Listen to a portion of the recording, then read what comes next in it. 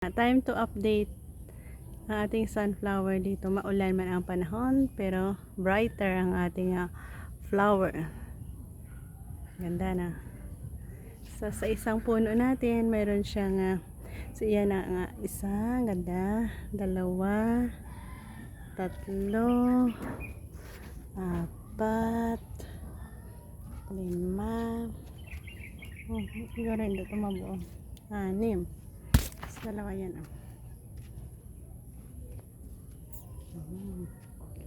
yan din.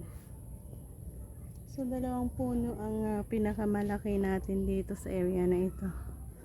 So mayroon siyang 1, 2, 3 4, 5, 6 7, 8, 9. Kung mabuo lahat 9 siya.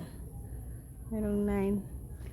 Ito lumalaki pa din naman ayan ang ganda